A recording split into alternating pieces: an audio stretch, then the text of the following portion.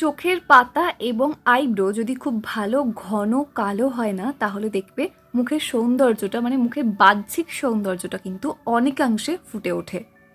যদিও বা তোমার অন্তরটা কেমন সেটাতেই ফুটে ওঠে তোমার পুরো সৌন্দর্য, কিন্তু তবুও একটুখানি আইব্রো আর একটুখানি কিন্তু আইল্যাশগুলো ঘন লম্বা লম্বা বেশ কালো হলে অনেক বেশি বাহ্যিক সৌন্দর্যটা প্রস্ফুটিত হয়। আর তার জন্য কিন্তু মেকআপটাই একমাত্র যেন আমাদের লক্ষ্য হয়ে দাঁড়িয়েছে। কিন্তু মেকআপ ছাড়াও ন্যাচারালি আমরা কিছু উপকরণ ইউজ করার ফলে, খুবই সিম্পল ওয়েতে, খুবই কম উপকরণ ইউজ করার ফলে কিন্তু অনেক ভালো রেজাল্ট পাওয়া যায়। আমি নিজেও পেয়েছি, কারণ আমার আইব্রো কিন্তু আগে অনেকটাই থিন ছিল। তবে শুধুমাত্র এই সিম্পল একটা স্টেপ করার ফলে কিন্তু আমার আইব্রো এবং আইল্যাশ অনেকটা ঠিক হয়েছে। তাই তোমরাও খুব ভালো রেজাল্ট পাবে। চলো দেখে নিই কী করে বানাবো এটা।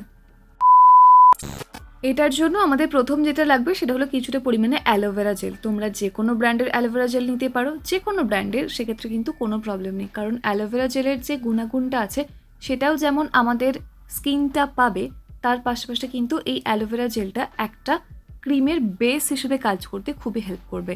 এবার অনেকের কিন্তু অ্যালোভেরা আবার স্যুট করে না, তাদের জন্য আমি বলবো শসার জেল বা যে রোজ জেলগুলো পাওয়া যায়, যার লিঙ্ক আমি ডেসক্রিপশন বক্সে দিয়ে রেখেছি, তোমরা সেগুলো কিন্তু চাইলে ইউজ করতে পারো, সেমই কাজ করবে।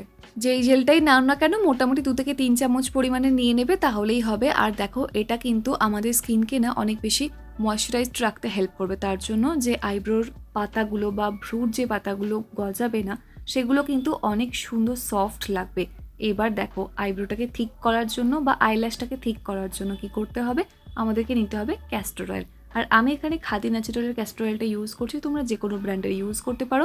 এটার লিঙ্কও ভিডিও ডেসক্রিপশন বক্সে কিন্তু দেওয়া আছে।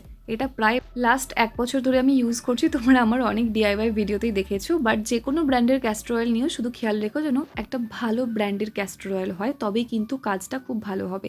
এরপর দেখো, ক্যাস্টর অয়েল কিন্তু খুব বেশি পরিমাণে একদম নেবে না, এটা 1 চামচ নেবে। যদি 2 চামচ পরিমাণ অ্যালোভেরা জেল নাও তাহলে মোটামুটি 1/2 চামচ পরিমাণ নেবে। যদি 3 চামচ পরিমাণ অ্যালোভেরা জেল নাও তবেই, তাহলে পুরো 1 চামচ পরিমাণে ক্যাস্টর অয়েলটা তোমরা নিতে পারবে, কোনো অসুবিধা নেই। আর দেখো, আমরা কিন্তু সবাই জানি যে ক্যাস্টর অয়েল একমাত্র এমন অয়েল যেটা খুব ফাস্ট আমাদের হেয়ার রিগ্রোথ করতে সাহায্য করে।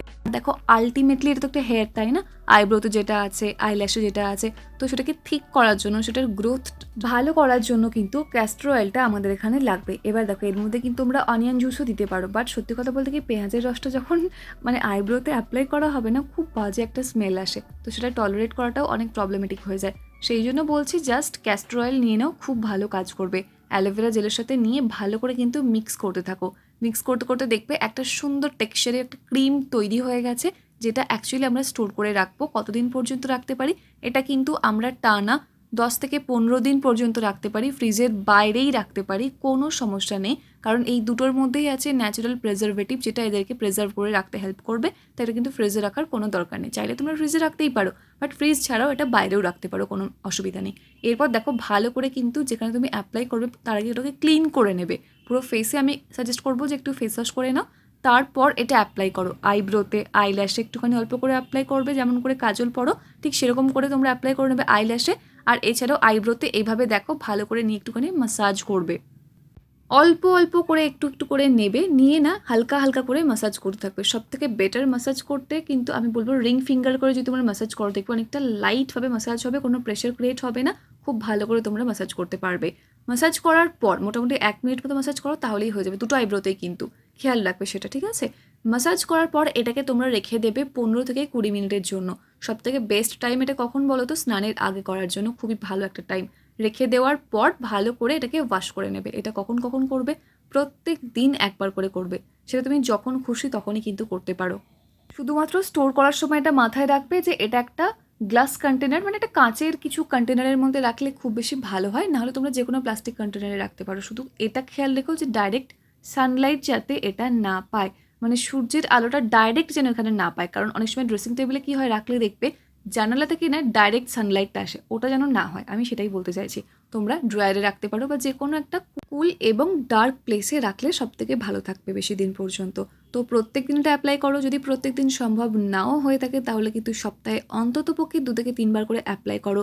আমি তোমাদেরকে প্রমিস করতে পারি যে মাত্র 1 মাসের মধ্যে কিন্তু তোমরা হিউজ চেঞ্জ দেখতে পাবে। এবং দেখো পুজো কিন্তু আর বেশি দেরি নেই, তাই অবশ্যই পুজোর মধ্যে সুন্দর একটা আইব্রো আর একটা আইল্যাশ আনার জন্য এটা ইউজ করতে থাকো এখন থেকেই, দেখবে খুব ভালো সুন্দর কিন্তু তোমার আইল্যাশটা আর আইব্রোটা হয়ে গেছে, যেটা তোমার বাহ্যিক সৌন্দর্যকে অনেকটা বেশি কিন্তু এনহ্যান্স করে দেবে। তাই অবশ্যই ইউজ করো।